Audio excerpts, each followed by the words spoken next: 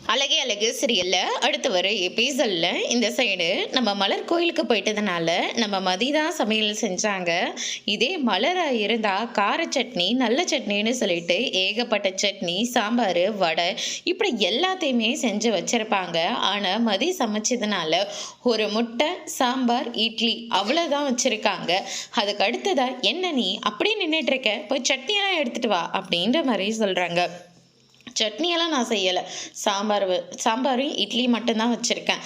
அது மட்டும் கிடையாது, முட்டை கூட வேக வச்சுருக்கேன். காலங்காத்தால எப்படி வெறும் முட்டையை சாப்பிட முடியும்?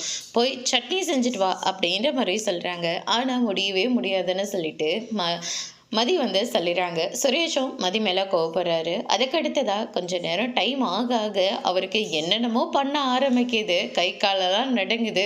சுகர் ஒரு வேளை குறைஞ்சிருக்குமோ அப்படின்னு சொல்லிட்டு இந்த பக்கம் லக்ஷ்மி புலம்பை தள்ளிட்டு இருக்காங்க.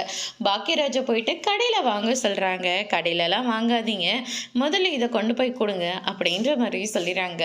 மலரும் பயந்துக்கிட்டே எடுத்துகிட்டு போகிறாங்க. ஆனால் கடைசியில் வந்து பார்த்தீங்கன்னா சட்னியும் கேட்கல, சாம்பாரும் கேட்கல. கொடுத்தா போதும்னு சொல்லிட்டு தட்டில் இருக்கிறத ஃபுல்லாக காலி பண்ணி விட்டுறாங்க. இவ்வளோதாங்க விஷயம். அதை விட்டுட்டு இவங்க சொல்கிற எல்லாத்துக்கும் நம்ம ஆமா சமி போட்டுட்டு போகவே கூடாது அப்படின்ற மாதிரி நம்ம மதி இருந்துட்டு மலருக்கு எடுத்து சொல்லிட்டு இருக்காங்க.